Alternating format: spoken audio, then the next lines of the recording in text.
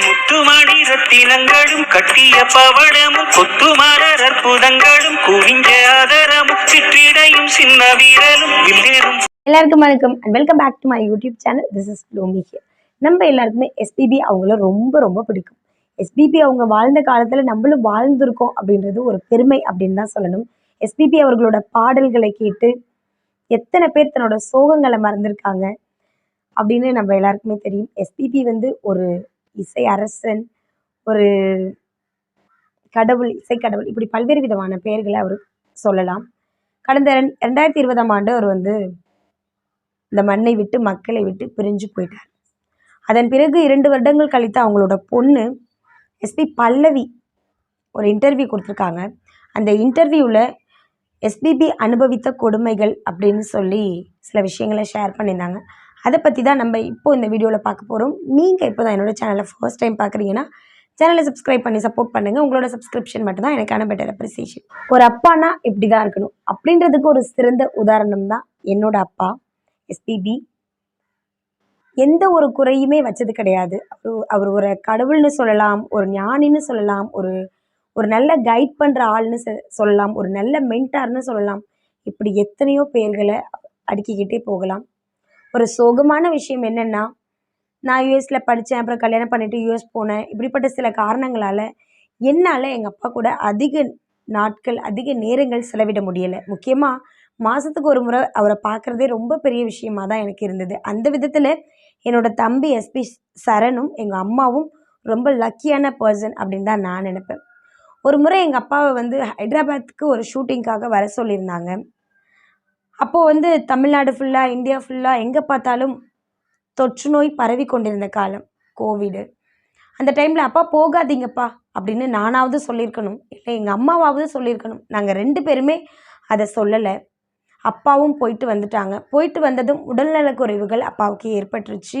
அப்பாவை கொண்டு போய் ஹாஸ்பிட்டலில் அட்மிட் பண்ணோம். அப்போது என்ன சொன்னாங்கன்னா, அப்பாவுக்கு வந்து தொற்று வந்து ஹைதராபாத்தில் தான் ஏற்பட்டிருக்கு அப்படின்ற விஷயத்தையும் சொல்லிட்டாங்க.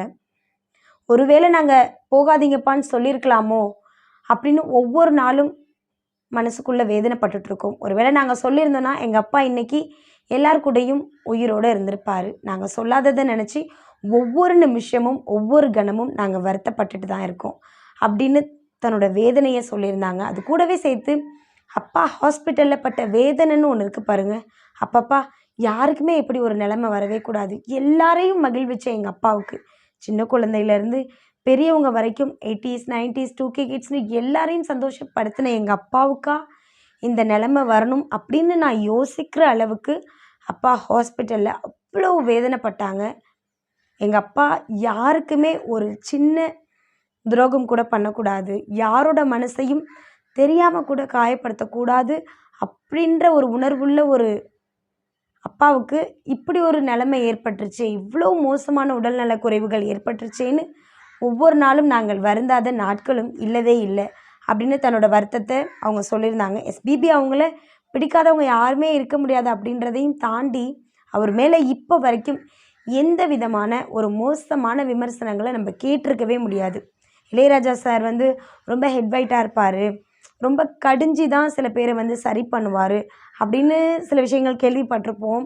அப்புறம் என்ன கேள்விப்பட்டிருப்போம்னா, அப்புறம் ரொம்ப டேலண்ட் அதிகமாக இருக்கிறதுனால அவருக்கு தலைக்கணம் அதிகம் இருக்குது இளையராஜாவுக்கு அப்படின்ற மாதிரியெல்லாம் நம்ம கேள்விப்பட்டிருப்போம்.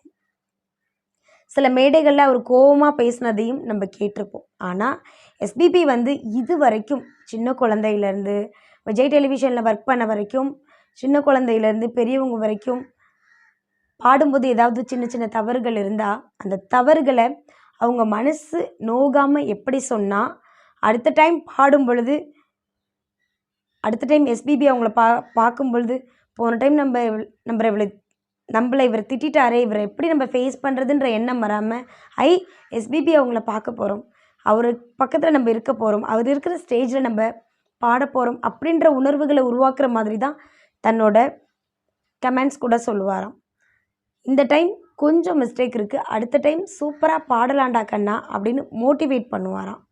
அப்படிப்பட்ட ஒரு மனுஷனை மருத்துவமனையில் இவ்வளவு நோயால் வாடி நாங்கள் பார்க்கும் பொழுது எங்கள் நெஞ்சே வெடிச்சு போன மாதிரி தான் இருந்தது. அது மட்டும் இல்லாமல் இன்றைக்கி நான் உங்களுக்கு இன்டர்வியூ கொடுக்குறேன், உங்கள் எல்லாருக்கும் நான் தெரிகிறேன்னா இது எல்லாமே எங்கள் அப்பா எங்களுக்கு போட்ட பிச்சை மட்டும்தான். ஏன்னா நாங்கள் ஒன்றும் பெருசாக சாதிச்சிடல. பல்லவி, எஸ்பி சரண், நாங்கள் 2 பேரும் வந்து போய் நின்னதும் எங்களை தெரிகிற அளவுக்கு நாங்கள் ஒன்றும் பெருசாக சாதிக்க ஒன்றுமே கிடையாது. எங்களோட சாதனைக்கும் நாங்கள் வாழ்கிற இந்த சொகுசு வாழ்க்கைக்கும் நாங்கள் இன்றைக்கி வாழ்கிற இந்த சந்தோஷமான வாழ்க்கையையும் எங்களுக்கு பிச்சையாக போட்டவர் என்னோடய அப்பா எஸ்பிபி மட்டும்தான். இதை எல்லா மேடைகள்லையும் நான் ரொம்பவும் பெருமையாக சொல்கிறேன். அவரை எப்படி இந்த இந்தியா முழுக்க இருக்க எல்லாரும் ரொம்ப மிஸ் பண்ணுறாங்களோ அதுபோல் ஒவ்வொரு நாளும் ஒவ்வொரு கணமும் நானும் என்னோடய குழந்தைகளும் என்னோடய அம்மாவும் என்னோடய தம்பியும் அப்பாவை மிஸ் பண்ணிட்டு தான் இருக்கும். ஆனால் அவரோட உடலுக்கு தான் அழிவே தவிர அவரோட உயிருக்கு அழிவு கிடையாது. இந்த உலகத்தில் அவர் பாடின பாடல்கள் இருந்துகிட்ருக்க வரைக்கும் அவர் உயிரோடு தான் இருக்கார் அப்படின்ற விஷயத்த நாங்கள் இப்போ வரைக்கும் நம்புகிறோம் அப்படின்ற மாதிரி சொல்லியிருந்தாங்க.